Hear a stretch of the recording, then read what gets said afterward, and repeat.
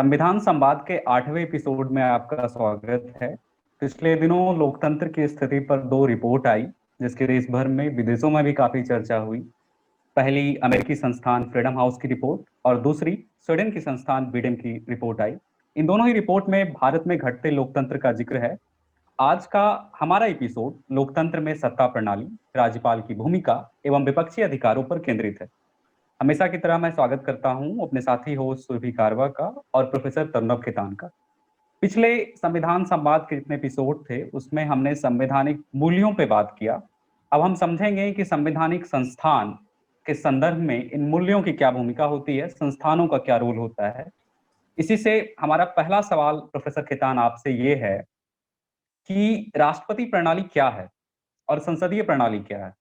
एक अर्ध राष्ट्रपति प्रणाली की बात की जाती है, जिसको हमने श्रीलंका के संदर्भ में देखा है। आप इन तीनों के बारे में बताएं। बिल्कुल। पहले तो नमस्कार और आदाब सुरभि और राजेश, आप दोनों का। और अब मैं ये पहले बोलना चाहूंगा कि संवैधानिक संस्थाएं और संवैधानिक मूल्य, इन दोनों की बातचीत बिल्कुल अलग अलग तो नहीं हो सकती, क्योंकि संस्थाओं की बात हम मूल्यों के आधार पर ही कर सकते हैं। लेकिन हमने पिछली कड़ियों में मूल्यों पर ज्यादा जोर दिया था, और अब हम उन मूल्यों के नजरिए से संस्थाओं को समझने की कोशिश करेंगे। तो आज की कड़ी में हम लोकतंत्र की जो बुनियादी रचना होती है उसमें दो प्रणालियां ज्यादातर लोग समझते हैं। दो तरह से लोकतंत्र की रचना कैसे की जाती है। एक तो संसदीय प्रणाली है, जो ब्रिटेन में सबसे पहले पनपी, और ब्रिटेन के बाद खासकर ब्रितानी उपनिवेशवाद के जरिए बाकी दुनिया में प्रसारित हुई।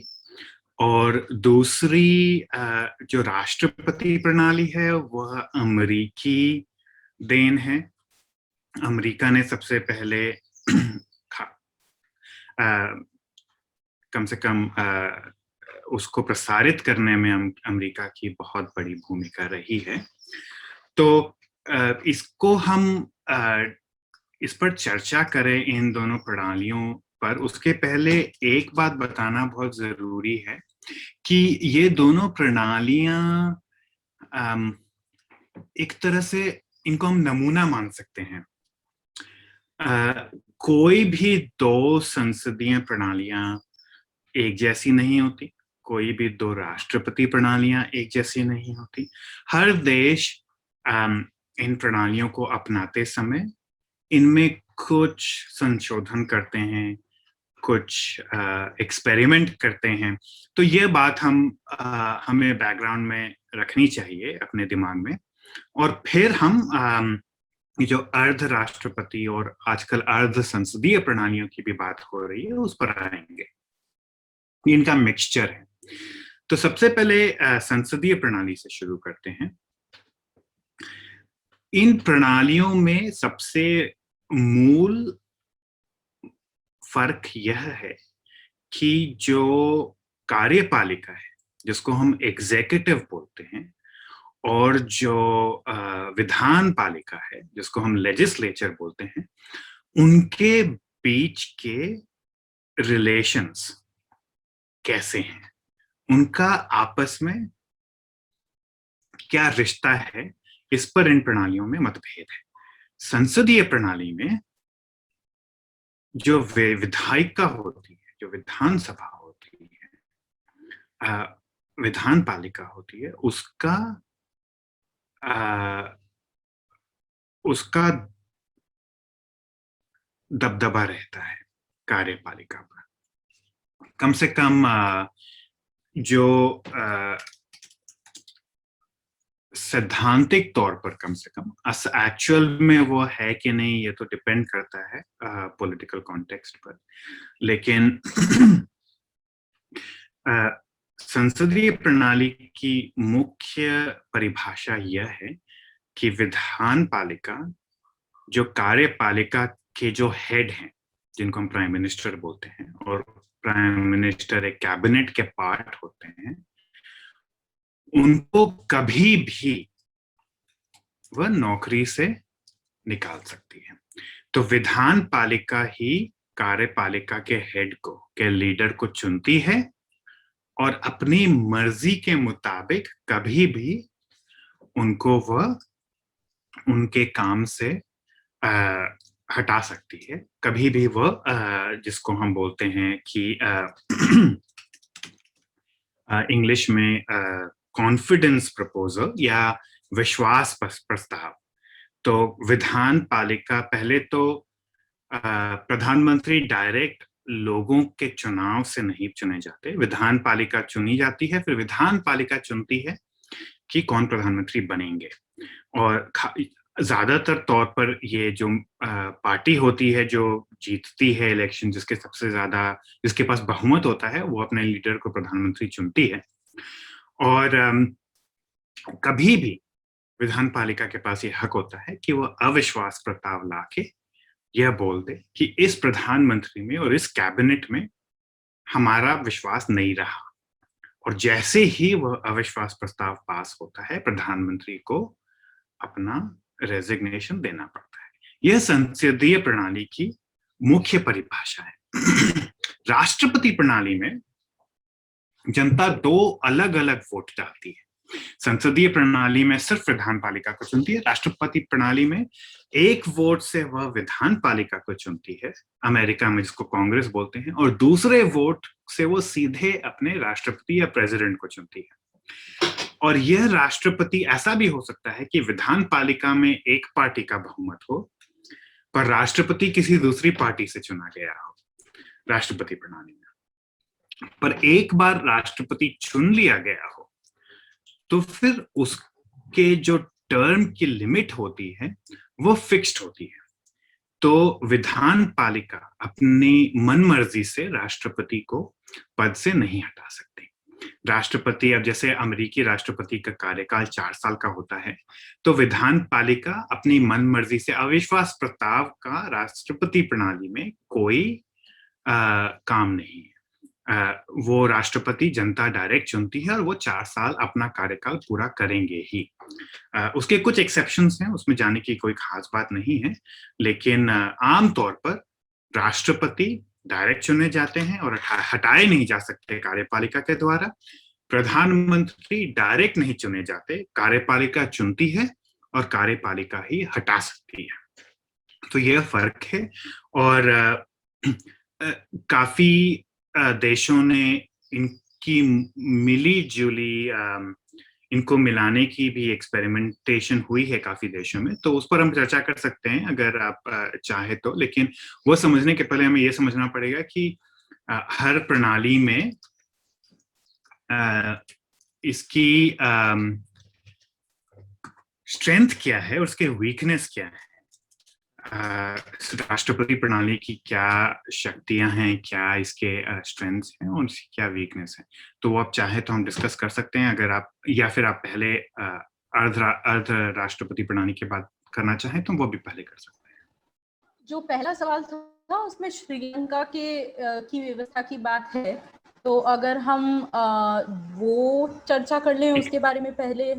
हम ये जो सवाल है कि इन दोनों में कौन सा बेहतर है, उस पर भारत में भी अभी हमने हाल में डिबेट देखी है, तो उस पर हम दूसरा सवाल है हमारा। ठीक है, तो सुरभि, श्रीलंका एक बहुत ही अच्छा एग्जाम्पल है संसदीय ये संवैधानिक विद्वानों के लिए, क्योंकि उसने मोटे तौर पर हर प्रणाली को ट्राई कर लिया है। और श्रीलंका में संसदीय प्रणाली भी रह चुकी है, राष्ट्रपति प्रणाली भी रह चुकी है। वो किसी भी प्रणाली से खुश नहीं रहते ज्यादा दिन और फिर उसको बदलते रहते हैं, तो इसलिए श्रीलंका अच्छा एग्जाम्पल है। तो अर्ध राष्ट्रपति प्रणाली में क्या होता है, कुछ लोगों ने देखा कि बहुत बड़ा डिबेट है, संसदीय प्रणाली बेहतर है या राष्ट्रपति प्रणाली बेहतर है। कुछ देशों ने सोचा दोनों क्यों नहीं कर रहे। फ्रांस एक एग्जाम्पल है। तो कुछ देशों में राष्ट्रपति भी होता है और प्रधानमंत्री भी। अब ऐसे नाम के तौर पर तो भारत में भी राष्ट्रपति है, पर वो सिर्फ नाम के राष्ट्रपति हैं, क्योंकि अमेरिकी राष्ट्रपति की तरह भारत के राष्ट्रपति के पास कोई खास राजनीतिक पावर्स नहीं होते आमतौर पर। तो इसलिए हम उसकी चर्चा नहीं करें। हम जो राजनीतिक दबदबे वाले राष्ट्रपति होते हैं जैसे अमेरिकी राष्ट्रपति, उनकी चर्चा कर रहे हैं। तो अर्ध राष्ट्रपति शासन का मतलब होता है कि उसमें जनता 2 वोट डालती है, एक विधान पालिका चुनती है और एक राष्ट्रपति भी चुनती है, अलग अलग वोट डाल के, और ये सेम पार्टी के भी हो सकते हैं, अलग पार्टी के भी हो सकते हैं। उसके बाद विधान पालिका बहुमत से एक प्रधानमंत्री भी चुनती है, और जो कार्यपालिका की जो ताकतें हैं, कार्यपालिका की जो शक्तियां होती हैं, वो जनता के द्वारा चुने हुए राष्ट्रपति और विधान पालिका द्वारा चुने हुए प्रधानमंत्री के बीच में विभाजित होती है। कुछ पावर्स राष्ट्रपति के पास होते हैं, कुछ पावर्स प्रधानमंत्री के पास होते हैं, और अर्ध राष्ट्रपति प्रणालियों में भी 2 तरह की प्रणालियां हो सकती हैं। एक तरह की प्रणाली में जो श्रीलंका में हुआ करता था, उस प्रणाली में प्रधानमंत्री जो है उसको पद से कार्यपालिका भी हटा सकती है और राष्ट्रपति भी हटा सकते हैं। नहीं, ये श्रीलंका में अब शुरू हुई है नई प्रणाली।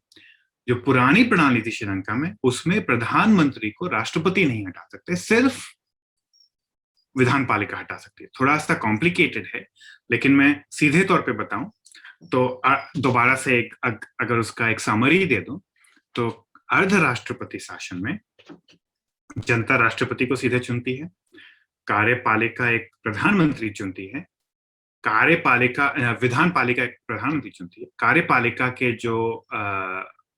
जो शक्तियां हैं वो राष्ट्रपति और प्रधानमंत्री के बीच विभाजित होती हैं। अब इन अर्ध राष्ट्रपति प्रणालियों में एक तरह की प्रणाली होती है जिसमें प्रधानमंत्री को सिर्फ कार्यपालिका हटा सकती है, कार्यपालिका ही चुनती है और कार्यपालिका ही हटा सकती है। और दूसरी तरह की प्रणाली में कार्यपालिका भी हटा सकती है और राष्ट्रपति भी हटा सकते हैं।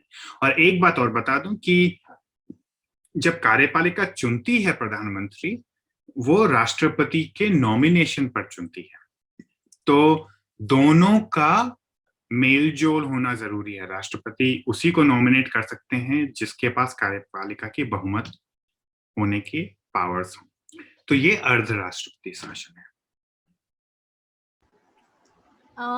ये आपने जो श्रीलंका का उदाहरण दिया और उसके हमने वहां पे राजनीतिक प्रभाव भी देखे हैं। जैसे पिछली सरकारों में बड़ा खिंचाव रहा है राष्ट्रपति और प्रधानमंत्री में कि किसकी कितनी पावर है, कितनी नहीं है, और अब नई सरकार के साथ शायद कुछ नए अमेंडमेंट्स की बात वहां हो रही है। पर अगर मैं भारत के संदर्भ में बात करूं तो हमारे यहाँ पे भी हाल ही में एक बहस देखने को मिली है जिसमें शशि थरूर, भानु धमीजा, कुछ विचारकों का कहना है कि भारत में भी एक तरह का राष्ट्रपति मॉडल, राष्ट्रपति प्रणाली होनी चाहिए, और आपने उसका आप उसके सहमति में नहीं है।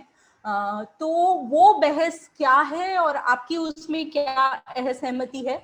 और खासकर ये सवाल इसीलिए भी महत्वपूर्ण हो जाता है कि हाल में हमारे जो विभिन्न देशों में राजनीतिक अनुभव रहे हैं जहां एक सत्तावादी दबाव रहा है, एक लीडर के पर फोकस रहा है, फिर भारत की बात हो, अमेरिका की बात हो, तो वो बहस क्या है इन दोनों मुद्दों को लेके? क्या भारत में राष्ट्रपति प्रणाली का सिस्टम होना चाहिए और आपकी क्या इसमें असहमति है? देखिए, तो मेरी जो असहमति है शशि थरूर साहब और भानु धमीजा साहब से, वह सिर्फ मेरा पक्ष और उनका पक्ष, हमारा गोल सेम है। हम चाहते एक ही चीज है कि भारत में लोकतंत्र पनपे। बहस इस बात पर है कि लोकतंत्र के लिए राष्ट्रपति प्रणाली बेहतर है या संसदीय प्रणाली बेहतर है। बहस सिर्फ इस बात पर है। मैं पहले उनका पक्ष रख दूं। उनका तर्क यह है कि अगर हम राष्ट्रपति को सीधे जनता के द्वारा चुने, तो सारी जनता जब एक व्यक्ति के लिए वोट डाल के उसको चुनेगी, तो फिर यह जरूरी होगा कि जो राष्ट्रपति पद के उम्मीदवार हैं वो अपने वोट बढ़ाने के लिए ज्यादा से ज्यादा लोगों को प्रभावित करने की कोशिश करेंगे। तो उनका मानना है कि राष्ट्रपति पद के जो चुनाव होते हैं, ये उनका पहला तर्क है, राष्ट्रपति पद के जो चुनाव होते हैं वो जनता में फूट कम डालते हैं। जो चुनावों के दौरान हम सभी लोकतंत्रों में देखते हैं, भारत में भी देखते हैं कि कुछ पार्टियों को जो पोलराइजेशन जो होता है, चाहे वो धर्म के आधार पर हो या भाषा के आधार पर हो या रेस के आधार पर हो, भेदभाव करके फूट डाल के वो इमोशनल जो चुनावों का माहौल बन जाता है, उससे वोटों का फायदा कुछ पार्टियों को होता है। तो पहला तो यह मानना है कि राष्ट्रपति चुनावों में इसकी संभावना कम होती है। इसके जवाब में मेरा यह मानना है कि ये जरूरी नहीं है, डिपेंड करता है। अमेरिका में हमने देखा अभी डोनाल्ड ट्रंप के इलेक्शन में कि कैसे वह बहुत ही भारी रूप से पोलराइज्ड कैंपेन उन्होंने चलाया था। एक बार जीते भी, दूसरी बार हारे भी। तो यह कोई जरूरी नहीं है कि राष्ट्रपति पद की जो उम्मीदवारी होती है वह जनता में एकता बनाती है और संसदीय प्रणाली फूट डालती है। ऐसा कोई भी यह कोई जरूरी बात नहीं है। और राष्ट्रपति पद भारत जैसे देश में हो सकता है कि ज्यादा फूट डले हमारी राजनीति से। उनका दूसरा तर्क यह है कि अगर, हालांकि संसदीय प्रणाली में विधान पालिका प्रधानमंत्री को पद से मनमर्जी हटाने की ताकत रखती है, पर अगर प्रधानमंत्री की पार्टी के पास भारी बहुमत है तो फिर वह विधानसभा की वह जो ताकत है वह सिर्फ नाम की ताकत हो जाती है, वह सिर्फ तकनीकी ताकत हो जाती है। उसको इस्तेमाल करने की कोई गुंजाइश नहीं बचती। क्यों? क्योंकि प्रधानमंत्री पॉपुलर हैं अगर, और उनके पास भारी बहुमत है, तो चाहे विधानसभा के पावर्स जो भी हों अविश्वास प्रस्ताव लाने के, अब भारत में ही आप देख लीजिए कि नरेंद्र मोदी साहब को के खिलाफ अविश्वास प्रस्ताव आज की राजनीतिक माहौल में पास होने की गुंजाइश ना के बराबर है। तो एक प्रणाली होना और उस पर एक्चुअल में उसकी कुछ संभावना होना दो अलग अलग बातें। राष्ट्रपति प्रणाली में आप राष्ट्रपति को पद से हटा नहीं सकते, पर उनके टर्म्स की लिमिट होती है, जैसे 4 साल अमेरिका में, और ज्यादातर प्रणालियों में, ज्यादातर राष्ट्रपति प्रणालियों में यह भी होता है कि एक व्यक्ति 2 बार या 3 बार से ज्यादा राष्ट्रपति नहीं बन सकता। अमेरिका में जैसे 2 टर्म का लिमिट है, तो आप 8 साल, अब जैसे ओबामा 8 साल राष्ट्रपति थे, पहली बार चुनाव जीते 4 साल के लिए, फिर चुनाव जीते अगले 4 साल के लिए, उसके बाद वो चुनाव लड़ने के लिए एलिजिबल ही नहीं रहते, तो वो अब तीसरे टर्म के लिए राष्ट्रपति नहीं बन सकते। इसलिए उनको इतने पॉपुलर राष्ट्रपति थे वो, पर वो उनको छोड़ना पड़ा, चुनावी राजनीति का सीन छोड़ना पड़ा। नरेंद्र मोदी साहब के भी 8 साल या तो हो गए, होने वाले हैं, लेकिन उस पर कोई लिमिट नहीं है। प्रधानमंत्री आप सालों साल, 17 साल, 20 साल, 25 साल, जितना आपकी उम्र है और जब तक आप बहुमत है आपके पास, आप रह सकते हैं। उनका यह मानना है कि कम से कम राष्ट्रपति पद में एक एंड होता है। तो और तीसरा उनका यह मत है कि अगर विधान पालिका में कोई ऑपोजिशन पार्टी का दबदबा है और राष्ट्रपति दूसरे पार्टी का है, तो कम से कम ऑपोजिशन के पास कुछ पावर्स होते हैं राष्ट्रपति को सीमित रखने के लिए, राष्ट्रपति की मनमर्जी ना चले। और संसदीय प्रणाली में तो प्रधानमंत्री वही होते हैं जिनकी संसद में बहुमत होती है। तो एक ही पार्टी विधान पालिका और कार्यपालिका दोनों को कंट्रोल करती है, तो फिर उसमें जो तानाशाही है उसके चांसेस बढ़ जाते हैं। ये उनका तर्क है, ये सही बात है। और इसलिए हम शायद आगे बात करेंगे कि क्यों संसदीय प्रणाली में हमें बदलाव करने चाहिए ताकि ऑपोजिशन के और पावर्स बढ़ें। राष्ट्रपति प्रणाली की एक खास बात है कि ऑपोजिशन को ज्यादा पावर्स मिलते हैं, लेकिन मेरा मेन तर्क राष्ट्रपति प्रणाली के खिलाफ यह है कि दुनिया के जितने भी देश हैं, अगर हम राष्ट्रपति प्रणाली देखते हैं तो अमेरिका देखते हैं, लेकिन भारत और अमेरिका में बहुत फर्क है। अगर हम दुनिया के सारे उन देशों को देखें जिन्होंने राष्ट्रपति प्रणाली अपनाए हैं, कुछ देशों ने अमेरिका की तरह ही अपनाए, कुछ ने कुछ बदलाव करके अपनाए, तो राष्ट्रपति प्रणाली स्टेबल प्रणाली नहीं है। राष्ट्रपति प्रणाली जिन देशों ने अपनाए वहां तानाशाही ज्यादा आई संसदीय प्रणाली के मुकाबले। और उसका मेन कारण यह रहा है कि राष्ट्रपति प्रणाली में इतने सारे पावर्स एक व्यक्ति में, राष्ट्रपति एक बहुत ही पावरफुल व्यक्ति है, प्रधानमंत्री भी पावरफुल है, पर प्रधानमंत्री को कैबिनेट के साथ काम करना पड़ता है। प्रधानमंत्री नरेंद्र मोदी साहब कुछ ऐसा नहीं कर सकते जो अमित शाह साहब को बिल्कुल पसंद ना आए, चाहे वो अंदरूनी दबाव ही रहे। राजनाथ सिंह को भी खुश करके रखना पड़ता है, और जब सुषमा स्वराज थी और अरुण जेटली थे, उनको भी साथ लेके चलना पड़ता था। जो अंदरूनी मतभेद थे, कुछ लेन देन करके सबको, या तो आप उनको तटस्थ कर दो, राजनीतिक उनका मूल खत्म कर दो, अडवाणी साहब को आप रिटायरमेंट होम भेज दो, वो मार्गदर्शक मंडल बना के, तो या तो आप उनको उनके राजनीतिक पावर्स खत्म कर दो, अगर आप में शक्ति है तो ठीक है, रिटायरमेंट होम भेज के मुरली मनोहर जोशी और अडवाणी साहब को। और नहीं है, अगर उनका खुद में कोई वजूद है, सुषमा स्वराज थी, अरुण जेटली थे, राजनाथ साहब हैं, तो इनके लिए आपको कुछ न कुछ एक समझौता करना ही पड़ेगा। अमेरिकी प्रणाली में, राष्ट्रपति प्रणाली में राष्ट्रपति के ही सारे पावर्स होते हैं। राष्ट्रपति को किसी पार्टी के अंदर के किसी और नेता से कोई जरूरी नहीं है, कोई पद को बचाने के लिए उनको समझौते की कोई जरूरत नहीं है, क्योंकि राष्ट्रपति का टर्म गारंटीड है कि 4 साल तो हम रहेंगे ही रहेंगे। तो पार्टी तोड़ के, और राष्ट्रपति को यह डर नहीं है कि मैं अमित शाह साहब को थोड़ा नाराज कर दूं तो वो पार्टी तोड़ के और अविश्वास प्रस्ताव ले आएंगे, आधी बीजेपी कांग्रेस के साथ मिलके मुझे पद से हटा देगी। यह डर राष्ट्रपति को नहीं है, और यही प्रॉब्लम है कि राष्ट्रपति प्रणाली में मेरे हिसाब से तानाशाही की ज्यादा पॉसिबिलिटीज होती हैं संसदीय प्रणाली के मुकाबले।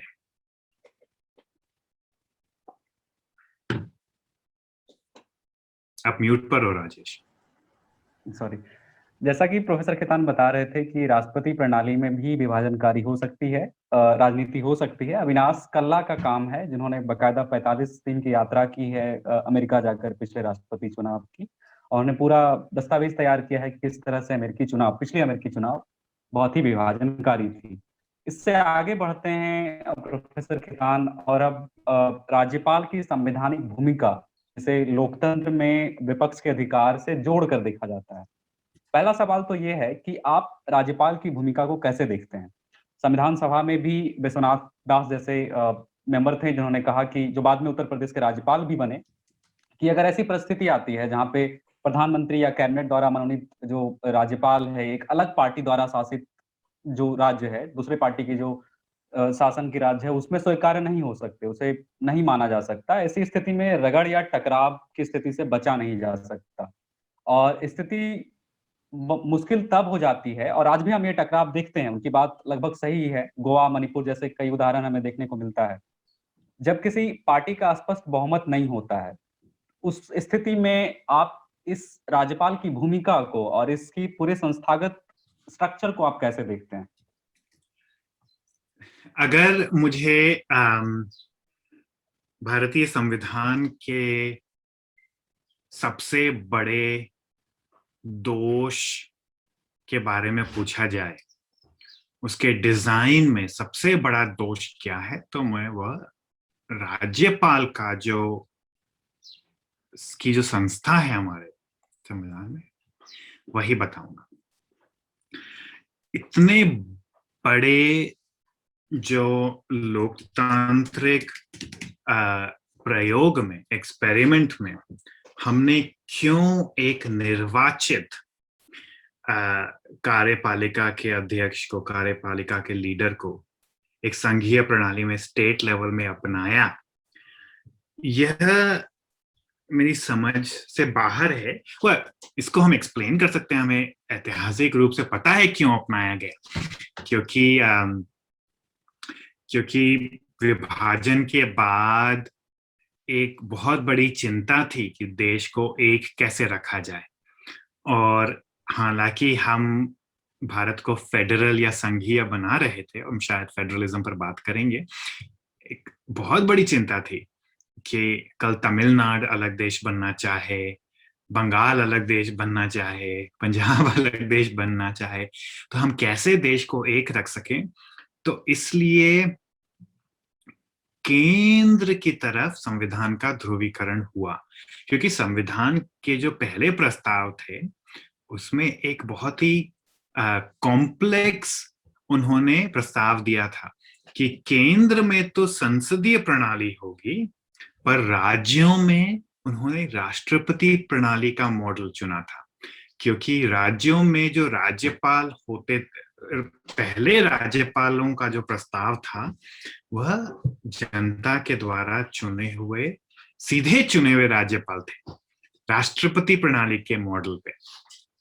तो यह फिर बाद में उन्होंने संशोधन करके बदल दिया, और हालांकि राज्यों में भी संसदीय प्रणाली अपनाई गई, लेकिन जो राष्ट्रपति प्रणाली के मॉडल पे जो राज्यपाल के अधिकारों को राज्यों में जो ताकतें, शक्तियां दी गई थी, उस पर कुछ फेरबदल तो हुए, पर जितने होने चाहिए थे, एक लोकतंत्र में निर्वाचित राज्यपाल के पास भारत में बहुत जरूरत से ज्यादा ताकतें दी गई हैं हमारी प्रणाली में। वो ताकतें तो छोड़िए, मेरा तो यह मानना है, माफ कीजिएगा, आपने शायद निर्वाचित राज्यपाल बोल दिया है। तो नामांकित,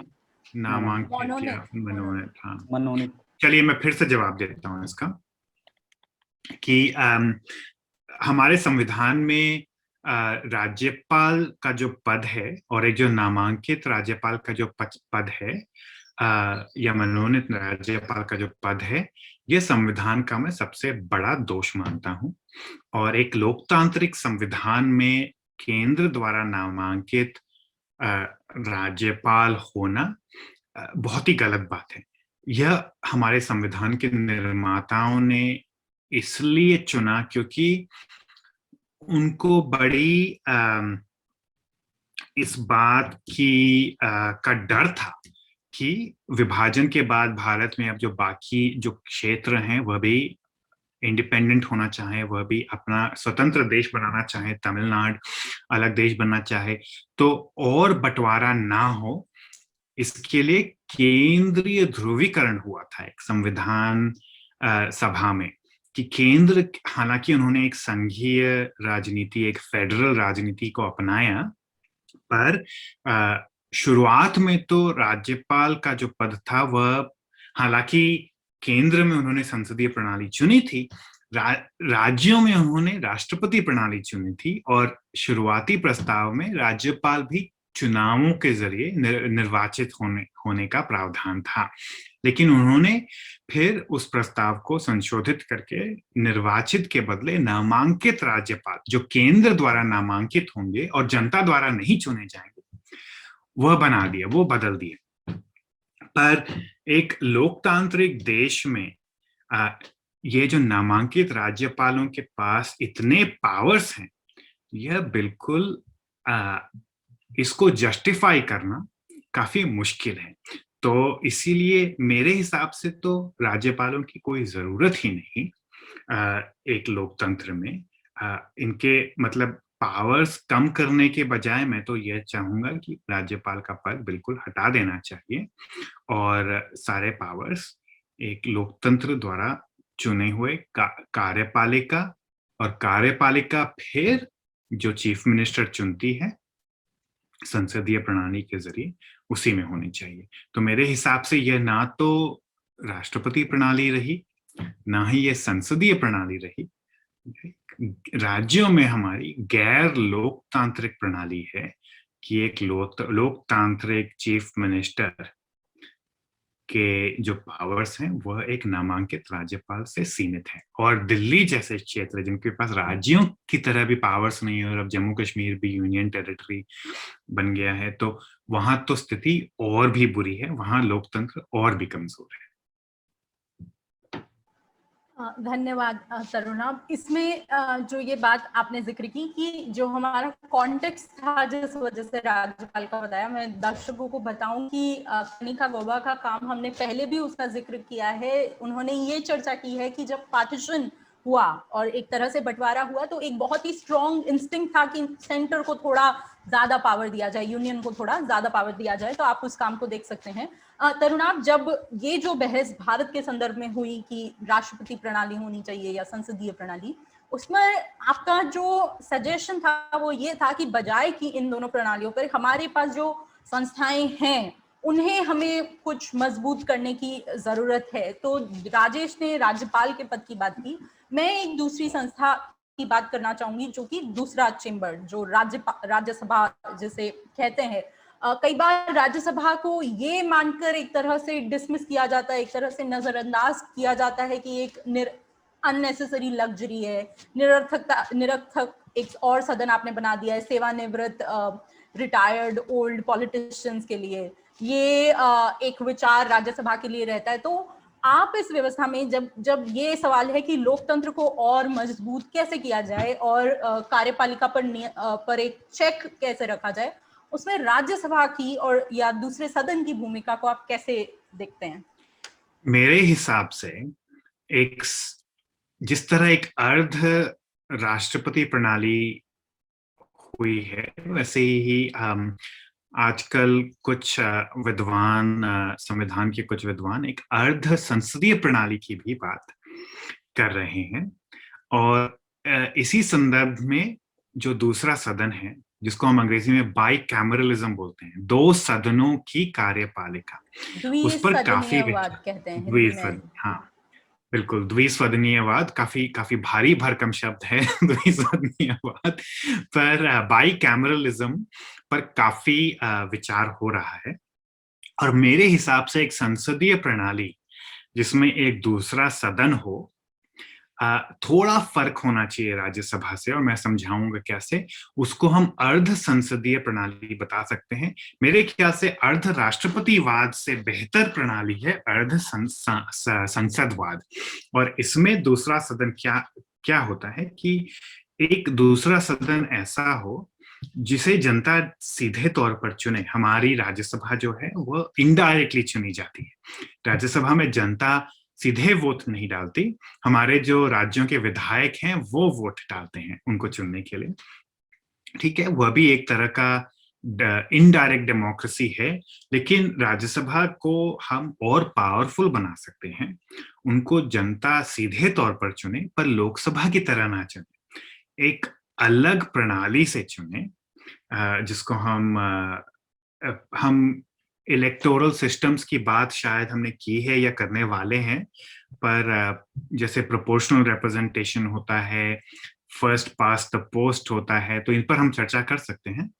और एक साथ ना चुने, हम जैसे चुनावी हवा चलती है, एक लीडर के फेवर में या एक लीडर के खिलाफ अभी हवा चल रही है, तो लोकसभा के चुनावों में उस लीडर की पार्टी को सारे वोट मिल जाएंगे। राज्यसभा जब चुनी जाती है तो उसमें फेरबदल धीरे धीरे होनी चाहिए। जैसे हमारी राज्यसभा की सारी सीटों पे एक साथ चुनाव नहीं होता, उसकी 1/3 सीटें हर 6 साल चुनी जाती हैं।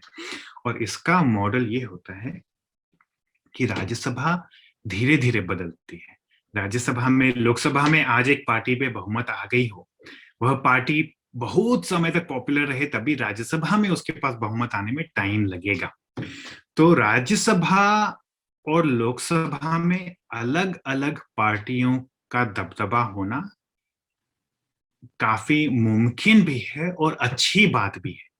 तो आप याद कीजिए, जो राष्ट्रपति प्रणाली चाहते हैं उनका मेन तर्क यह है कि लोकतंत्र के लिए एक पार्टी कार्यपालिका को संभाले और एक पार्टी विधान पालिका को संभाले, तो एक ही पार्टी का पूरे लोकतंत्र में कब्जा नहीं हो पाता, और ये अच्छी बात है लोकतंत्र के लिए।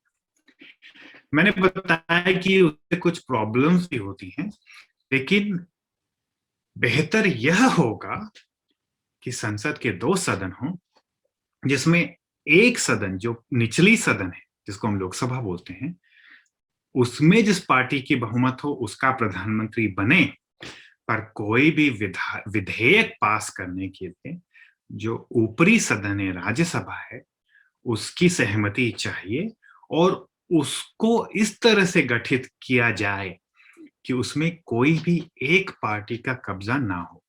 उसमें बहुत सारी पार्टियां हमेशा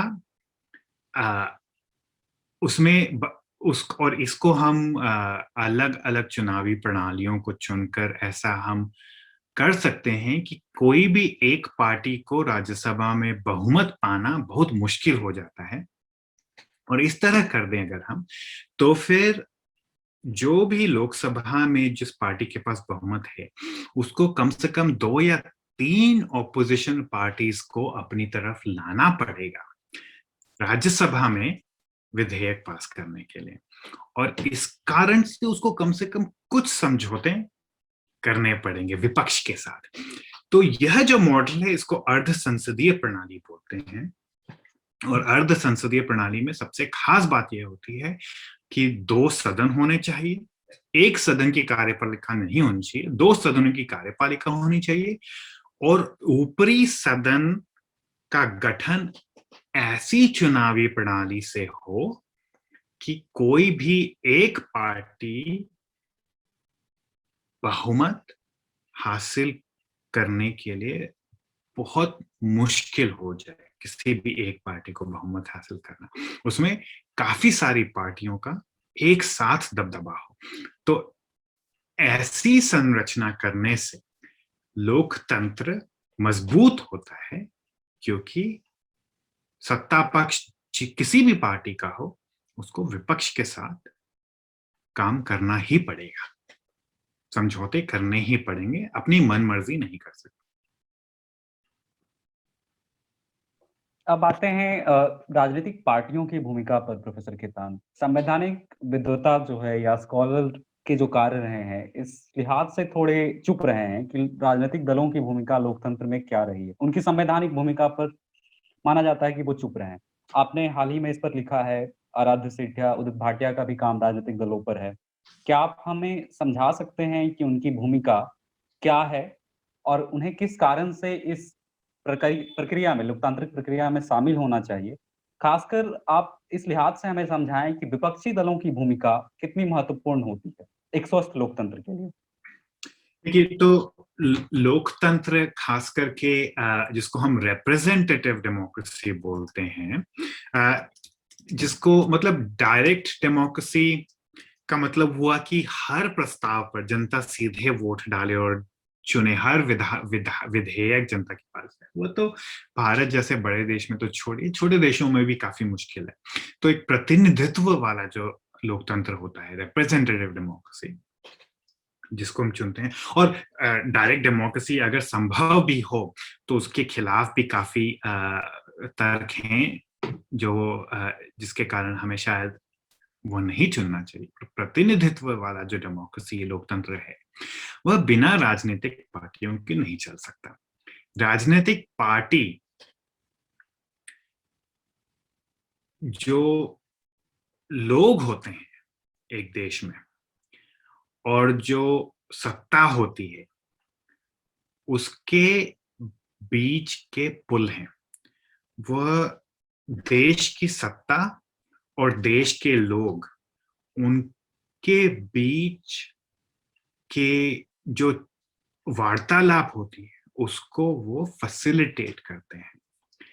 जनता क्या चाहती है, जनता का क्या मत है, जनता के क्या सुझाव हैं, जनता के क्या हित हैं, एक अच्छी राजनीतिक पार्टी का यह काम है कि वह जनता के हितों को समझे और सारी जनता के हितों को समझे। जनता के एक गुट विशेष के हितों को नहीं, पर पूरी जनता, हर वर्ग, हर धर्म, हर भाषा वादी गुट के हितों को समझे, हर लिंग के हितों को समझे और उन हितों को कैसे आगे बढ़ाया जाए, कैसे अच्छा किया जाए, उस पर प्रस्ताव बनाए। जनता से सत्ता तक राजनीतिक पार्टी ट्रांसलेशन का काम करती है। सत्ता को समझाती है पार्टी कि यह जनता के लिए अच्छी बात है, क्योंकि देखिए, जो निर्वाचित संस्थाएं हैं या निर्वाचित जो ऑफिसेस होते हैं, जो कार्यालय होते हैं, वह जनता से डायरेक्टली बात करने का उनके पास कैपेसिटी ही नहीं होती। तो एक ट्रांसलेटर की जरूरत होती है। जो ट्रांसलेटर होता है, जो अनुवादक होता है जनता और सत्ता के बीच, वह है राजनीतिक पार्टी। पर यह सिर्फ एक तरफा अनुवाद नहीं। राजनीतिक पार्टी का काम सिर्फ यही नहीं है कि जनता की बातें सत्ता तक पहुंचाए, यह दूसरी तरफ भी काम करता है। तो दूसरी तरफ सत्ता पक्ष के कुछ प्रस्ताव हैं, तो जो सत्तारूढ़ पार्टी है वह उन प्रस्तावों को जनता के पास लेके जाती है, जनता को यह समझाने के लिए कि क्यों हम जो प्रस्ताव लाए हैं ये आपके हित में है और सारी जनता के हित में, वर्ग विशेष के हित में नहीं। तो यह सत्ता पक्ष का, सत्तारूढ़ पार्टियों का यह काम होता है कि सत्ता के जो प्रस्ताव है वह जनता के पास लेके जाए, और विपक्षी पार्टियों का यह काम होता है कि जनता को उस प्रस्ताव में जो दोष हैं वह समझाए, क्योंकि उस डिबेट के बिना, उस ऑपोजिशन के बिना, उस विपक्ष के बिना प्रस्तावों में सुधार होने की कोई गुंजाइश नहीं हो सकती। अगर हम विपक्ष को साइलेंट कर दें तो लोकतंत्र का कोई मतलब नहीं रह जाता, क्योंकि फिर यही मान लेना पड़ेगा कि सत्ता पक्ष जो प्रस्ताव लाया है वो परफेक्ट है। तो जो बहस होती है, लोकतंत्र की जो बुनियाद है बहस, पार्टियों का काम है जनता और सत्ता के बीच के उस बहस को सत्तारूढ़ और विपक्षी पार्टियों के बीच के बहस के द्वारा आगे बढ़ाना, सिर्फ एक मकसद से। मकसद है जनता का हित, सारी जनता का हित। तो यही मेरे हिसाब से पार्टियों का मूल कर्तव्य है एक लोकतंत्र में।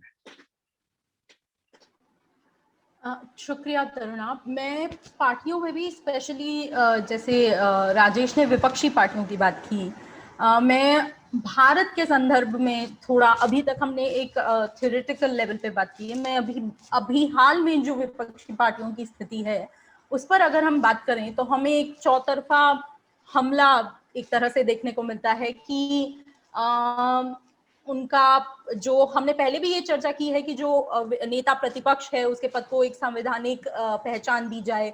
हाल में हमने देखा जैसे फार्मर्स प्रोटेस्ट के दौरान विपक्ष के साथ जिस तरह का व्यवहार हुआ, या संसद को बुलाने के संदर्भ में विपक्ष का कोई हक न होना और उस पर पूरी तरह सरकार के हाथ में होना, या फंडिंग की अगर हम बात करें, इलेक्टोरल बॉन्ड का केस आज भी सुप्रीम कोर्ट में पेंडिंग है जिसका अधिकतम फायदा जो है रूलिंग पार्टी को हुआ है।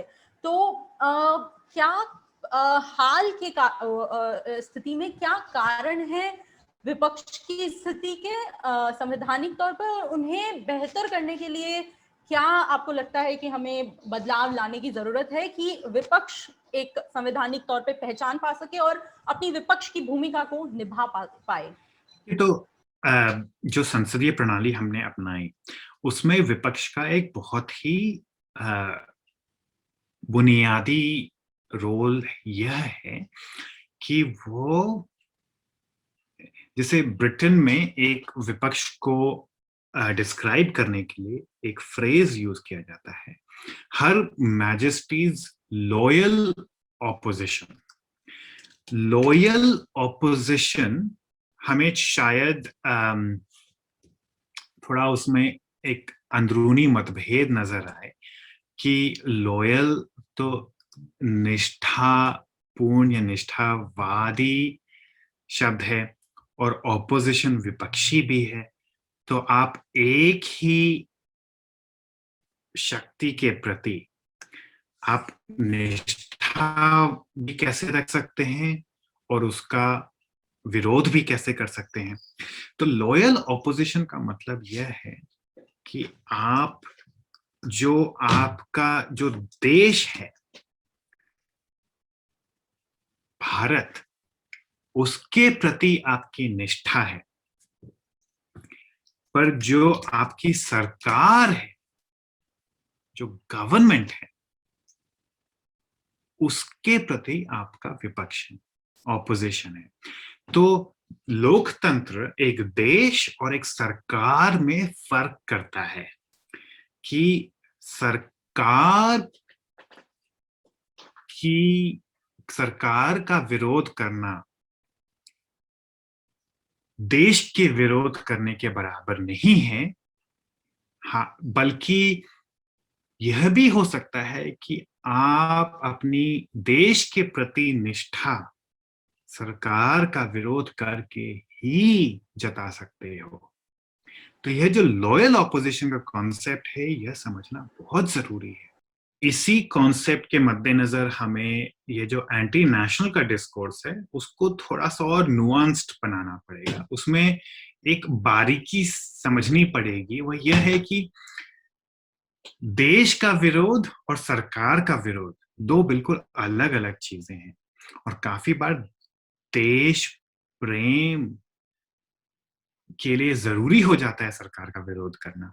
तो सिर्फ इसलिए कि आप सरकार का विरोध कर रहे हो, आप देश विरोधी नहीं हो जाते उस कारण। तो इसलिए ये जो लॉयल ऑपोजिशन का कॉन्सेप्ट है, ये बहुत जरूरी है संसदीय प्रणाली के लिए, कोई भी लोकतांत्रिक प्रणाली के लिए एक्चुअली। तो भारत में जो संसदीय प्रणाली अपनाई गई, अब ब्रिटेन में लॉयल ऑपोजिशन का जो कॉन्सेप्ट है वो वहां संसदीय प्रणाली इतनी पुरानी है कि वहां कल्चरली एक्सेप्टेड है, दशकों से सैकड़ों सालों से एक्सेप्टेड है। इसलिए भारत में भी हमारे संविधान निर्माताओं ने यह मान लिया कि हमारे यहाँ भी वह कल्चर आ जाएगा। तो उसके लिए संविधान में उसके प्रोविजंस, ऑपोजिशन के जो राइट्स होते हैं और जो पावर्स होते हैं, उसको गारंटी करने की जरूरत नहीं समझी उन्होंने। तो लीडर ऑफ ऑपोजिशन का जो पद होता है संसदीय प्रणाली में, लीडर ऑफ ऑपोजिशन होता है एक प्रतीक्षित प्रधानमंत्री, प्राइम मिनिस्टर इन वेटिंग।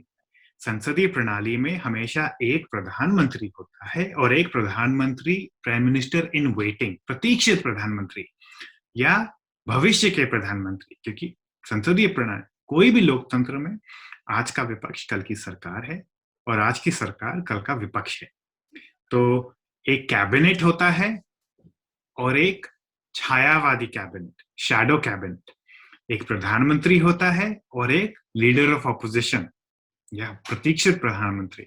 तो यह जो इंस्टीट्यूशंस थी शैडो कैबिनेट की या लीडर ऑफ ऑपोजिशन की, इन ये जो कस्टमरी पद थे संसदीय प्रणाली के, इनको, ये प्रथागत पद थे, तो इनको उन्होंने संविधान के प्रावधानों में नहीं डाला, उन्होंने समझा कि भारत में भी ये प्रथाएं सम्मिलित हो जाएंगी, पर ऐसा कभी हुआ, कभी नहीं हुआ। जो पुराने नेता थे जैसे नेहरू, संसदीय प्रणाली में उनका बहुत विश्वास था, इसलिए उन्होंने संसदीय प्रणाली को भारत में सम्मिलित करने की काफी कोशिश की। और बहुत नेता थे, जब नरसिम्हा राव प्रधानमंत्री थे तो उन्होंने एक अंतरराष्ट्रीय भारत का एक दल जा रहा था यूनाइटेड नेशंस में की कमेटी में भारत का प्रतिनिधि करने के लिए, तो उन्होंने तब के विपक्ष के नेता अटल बिहारी वाजपेयी को भेजा उसके नेतृत्व में। उसके पहले जब राजीव गांधी प्रधानमंत्री थे, उन्होंने भी वाजपेयी साहब को एक भारतीय दल के एक मेंबर के हिसाब से भेजा। जब वाजपेयी साहब प्रधानमंत्री बने तो उन्होंने एक अंतरराष्ट्रीय भारतीय दल में सोनिया गांधी को भेजा।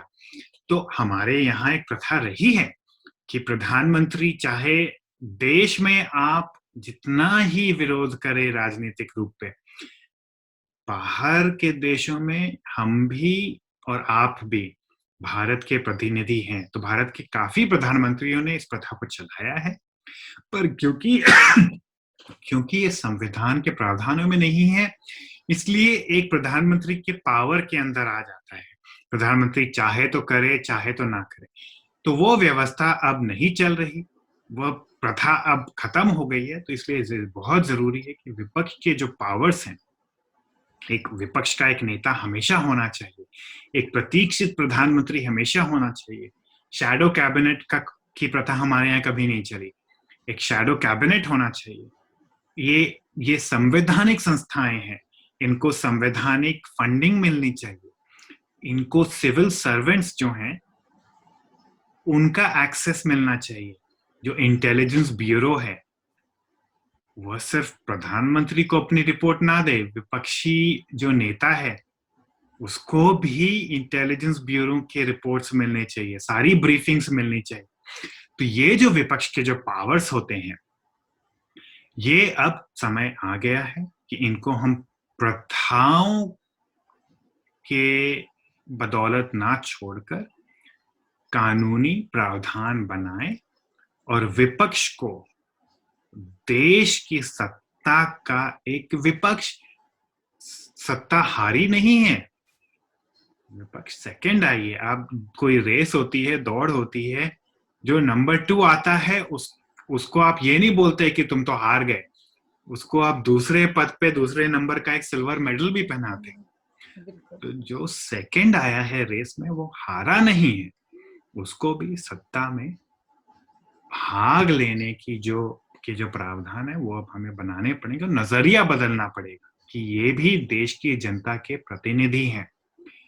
और काफी बार तो जो पूरी विपक्ष है उसकी मिली जुली जो वोट का जो प्रतिशत होता है वो सत्तारूढ़ पार्टी से ज्यादा होता है। बिल्कुल। यहाँ एक चीज मैं कहूँ, आपने बहुत सारे उदाहरण दिए जब इस प्रथा को फॉलो किया, पर हमने इंदिरा गांधी के वक्त एक बेहद इनफेमस एक स्टेटमेंट सुना, India is Indira, Indira is India. जब आपने एक नेता को ही देश मान लिया और अगर उस नेता की बुराई की तो आप देशद्रोही हैं, और ये आजकल नारा है कि आप पाकिस्तान चले जाएं, और यही डिस्कोर्स हमें आज भी देखने को मिल रहा है। और फिर ये राजनीति तक नहीं सीमित रहता है, आपकी चुनाव रैली तक नहीं सीमित रहता, ये कानूनी भाषा का भी हिस्सा बन जाता है। और उसका रिजल्ट ये होता है कि कोई भी विपक्षी पद है तो आप उन पर यूएपीए लगाएंगे, तो उसके लीगल इम्प्लीकेशन भी है। ये जो नजरिया बदलने की बात है, अगर हमने नहीं बदला तो वो हमारी कानूनी भाषा का हिस्सा बन रहा है। एंटी नेशनल ये वर्ड हमारे कोर्ट्स की भाषा का हिस्सा बनते जा रहे हैं। जस्ट ये बात बताना। बिल्कुल सुरभि, और खास करके आपने इंदिरा गांधी का जिक्र किया, तो इंदिरा गांधी जब सत्तारूढ़ थी, मेरे ख्याल से आज के हालात छोड़ दें अगर हम, तो भारतीय लोकतंत्र के सबसे बुरे दिन 70 के दशक में इंदिरा गांधी के कार्यकाल के दौरान देखने को मिले, जब इमरजेंसी के दौरान तो उन्होंने सारे विपक्ष को जेल में भी डाल दिया था। तो इंदिरा गांधी ने हमारी लोकतांत्रिक संस्थाओं को खोखला करने में बहुत बड़ा योगदान दिया और आज उससे पूरी तरह से उभर नहीं पाई। बिल्कुल। तो विपक्षी अधिकारों से ही एक अगला सवाल आता है कि आप भी इस पे अभी चर्चा कर रहे थे कि लोकतंत्र में विपक्ष और सत्ता के बीच एक संस्थागत प्रतिस्पर्धा होनी चाहिए, जो कि संवैधानिक स्थिरता के लिए जरूरी भी होता है। आप राजनीतिक दलों का सत्ता के साथ रिश्ते को कैसे देखते हैं, खासकर जब आप इस सिद्धांत की बात करते हैं कि पार्टी या दल राज्य के बीच जो सत्ता है, जो जिस पार्टी की सरकार है, उसके बीच भी एक अंतर होता है और उसकी आप वकालत भी करते हैं। उसके बारे में बताएं कि राजनीतिक दल और राज्य के बीच कितना फासला होना चाहिए। कहा जाता है कि एक थ्रेड लाइन डिफरेंस, धागे भर का फर्क होता है, कब राज्य पार्टी बन जाता है और कब पार्टी राज्य बन जाता है, ये पता नहीं चलता है। इसके बारे में बताएं। देखिए, तो ये एक बहुत ही अहम सवाल है राजेश, और यह अहम इसलिए है कि ये जो मैंने सरकार और राज्य का जो फर्क बताया, यह फर्क सिर्फ लोकतांत्रिक देशों में होता है। जो तानाशाही देश होते हैं या जो अथॉरिटेरियन देश होते हैं जैसे चाइना, उसमें देश और सरकार में कोई फर्क नहीं। देश, सरकार और पार्टी एक ही है चाइना में। देश ही पार्टी है, पार्टी ही सरकार है, सरकार ही देश है। तो फर्क यह है कि देश लोकतांत्रिक है,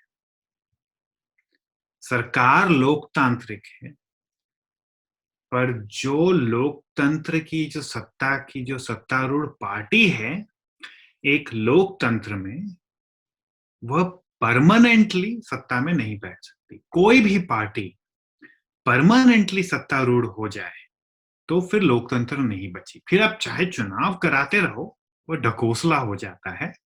अगर एक चुनाव तो सिंगापुर में भी होते हैं, लेकिन दशकों से एक ही पार्टी जीतती आई है। तो सिर्फ चुनाव कराना लोकतंत्र नहीं होता। अगर कोई एक ही पार्टी हर बार चुनाव जीत रही है तो वास्तविक लोकतंत्र नहीं है। लोकतंत्र का मतलब एक बहुत ही पॉपुलर परिभाषा है लोकतंत्र की। लोकतंत्र एक ऐसी प्रणाली है जिसमें पार्टियां चुनाव हारती हैं। अगर कोई भी पार्टी चुनाव हारना छोड़ दे, जैसे एक हमारे नेता हैं अभी, उन्होंने बोला है कि सत्तारूढ़ पार्टी 50 साल तक राज करेगी, तो ये तभी संभव होगा जब हमारा देश लोकतंत्र ना रहे। तो लोकतंत्र में पार्टी का चुनाव हारना अहम है। पहली बात तो ये। दूसरी बात राजेश की, जब पार्टी सत्तारूढ़ भी रहे तो सारी सत्ता सत्तारूढ़ पार्टी की नहीं हो जाती। सिर्फ संसदीय प्रणाली में सिर्फ विधान पालिका और कार्यपालिका में सत्तारूढ़ पार्टी का दबदबा होता है, पर विपक्षी अधिकारों के अंतर्गत। पर उसके अलावा भी सत्ता के बहुत केंद्र हैं, और हमने इस पे पिछले कड़ियों में चर्चा की है। न्यायपालिका जो होती है वह किसी भी पार्टी विशेष से प्रभावित हो तो लोकतंत्र खतरे में है। न्यायपालिका पार्टी और राजनीति से परे होनी चाहिए, जिसको हम फोर्थ ब्रांच बोल रहे हैं। चौथा स्तंभ जो है, फोर्थ ब्रांच है, जैसे कि इलेक्शन कमीशन हुआ, ऑडिटर जनरल हुआ, इंफॉर्मेशन कमीशन हुआ, जो इक्वालिटी कमीशन हैं, जो लोकपाल हैं, ये जो संस्थाएं हैं न्यायपालिका की तरह, इनको भी पार्टी से परे होना पड़ेगा। यह सारी संस्थाएं, चाहे कोई भी पार्टी सत्ता में हो, किसी पार्टी के कंट्रोल में आ गई तो यह भी लोकतंत्र के खिलाफ है। तो दो बातें। एक तो कि कभी भी लोकतंत्र में सत्तारूढ़ पार्टी का पूरी सरकार पर नियंत्रण नहीं होता। सरकार के एक महत्वपूर्ण अंग विधान पालिका और जो राजनैतिक कार्यपालिका है उस पर उसका दबदबा है विपक्षी अधिकारों के अंतर्गत। और दूसरी बात कि यह दबदबा भी हमेशा के लिए नहीं हो सकता। बदलते रहो, आज तुम जीतो कल हम जीतेंगे, परसों कोई और जीतेगा। यही लोकतंत्र की परिभाषा है। और तभी पार्टी, सरकार और देश, हमने जैसे सरकार और देश में फर्क किया था, अब पार्टी, सरकार और देश में फर्क कर लीजिए कि पार्टी सरकार के एक अंग विशेष को कुछ खास समय विशेष के लिए ही अपने दबदबे के अंदर ला सकती है, फिर उसको बदलते रहना पड़ेगा। सरकार के बाकी अंग पार्टी से अलग होने चाहिए और सरकार देश से अलग होना चाहिए। धन्यवाद तरुणाब। अभी तक हमने राजनीतिक दलों, विपक्षी पार्टियों की बात की, पर जब हम विपक्ष की ही बात करते हैं तो उसी में एक विपक्ष की भूमिका सुनिश्चित करने के लिए एक पद जो इम्पोर्टेंट होता है वो है लोकसभा के स्पीकर का या चेयरपर्सन का। तो आप लोकतंत्र को मजबूत करने में जो स्पीकर है, लोकसभा अध्यक्ष है या सदन के अध्यक्ष के पद को आप किस तरह देखते हैं? और हाल ही में हमने जो इस पद का राजनीतिकरण देखा है, पक्षपात के आरोप हमने देखे हैं, तो उस सारी समस्या को आप कैसे देखते हैं? ये बहुत ही मुश्किल सवाल है। ये बहुत ही मुश्किल सवाल है क्योंकि जो सदन का जो चेयर है, जो स्पीकर है, वो तो सदन ही चुनेगी और जो जिस पार्टी के पास बहुमत है वह अपने मेंबर को चुनती है। अब प्रथागत प्रणाली में चुनाव होने के बाद जो स्पीकर्स होते हैं वह अपने पार्टी के मेंबरशिप को छोड़ देते हैं और वह उससे परे हो जाते हैं। और भारत में ऐसे स्पीकर्स रहे हैं।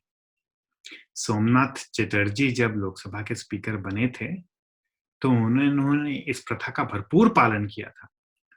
उनको यह बहुत ही महत्वपूर्ण था उनके लिए कि अब वह लोकसभा के स्पीकर हैं। यह एक संवैधानिक पद है, एक पार्टी विशेष का पद नहीं रहा है और अब वो पार्टी के मेंबर नहीं है, वो एक संवैधानिक ऑफिसर है।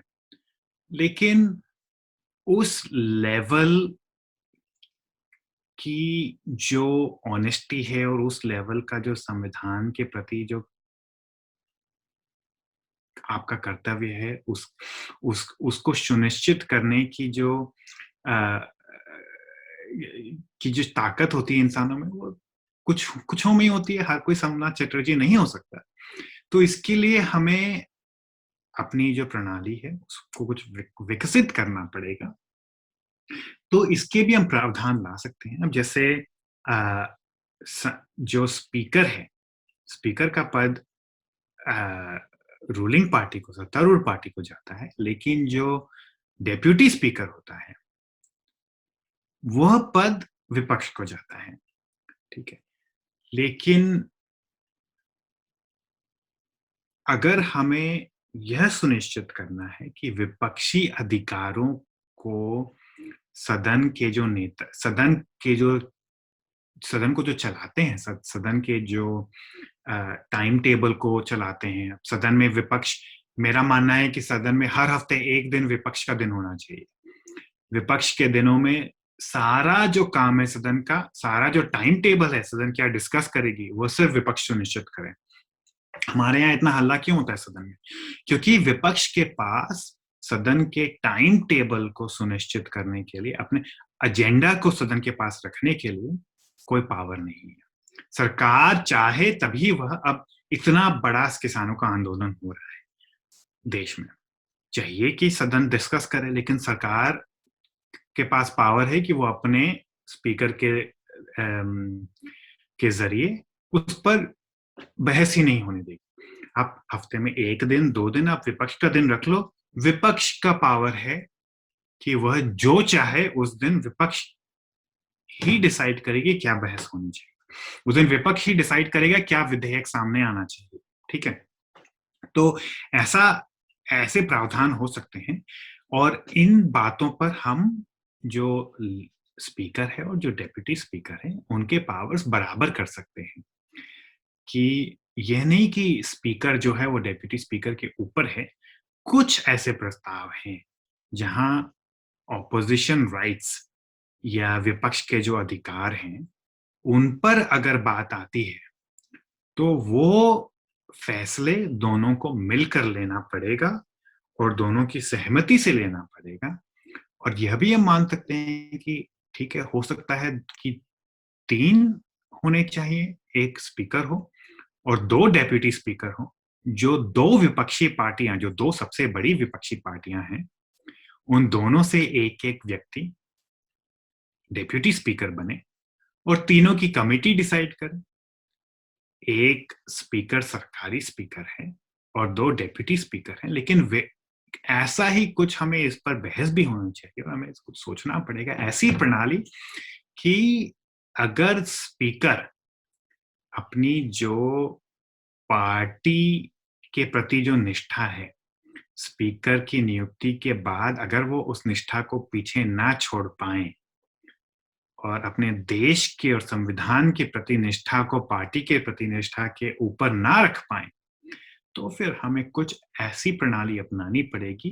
जैसा एग्जाम्पल दिया है मैंने, इसमें भी कुछ प्रॉब्लम्स हो सकती हैं, लेकिन ये तो हम बहस करके सुनिश्चित कर सकते हैं कि क्या प्रणाली हो जिसमें कि मूल मकसद ये है कि विपक्षी अधिकार, सदन में जो विपक्षी अधिकार हैं उनको सुनिश्चित करने के लिए अब हम सिर्फ प्रथागत जो हमारी जो कस्टमरी जो उम्मीदें हैं उस पर हम निर्भर नहीं रह सकते। अब हमें ठोस प्रावधानों की जरूरत है विपक्षी अधिकारों को सुनिश्चित करने के लिए। बहुत बहुत शुक्रिया प्रोफेसर खेतान और सुरभि, आप दोनों का इस बातचीत के लिए। हमने बात किया लोकतंत्र के भीतर संस्थाओं की क्या भूमिका होती है, राजनीतिक दलों की क्या भूमिका होती है। आप इन सब संवादों की एक जो पूरी सीरीज है पिछले 7 एपिसोड की, वो सब हमारे संविधान संवाद के पेज पर देख सकते हैं। आप अगर सुनने के इच्छुक हैं तो हमारा पॉडकास्ट भी है, हम उन सब का लिंक आपको डिस्क्रिप्शन में देंगे। बहुत बहुत आभार। हम आपके लिए सुझाव भी आमंत्रित करते हैं, आप हमें सुझाव सोशल मीडिया के जरिए या कमेंट बॉक्स में भी जाकर दे सकते हैं। शुक्रिया, धन्यवाद और शुक्रिया।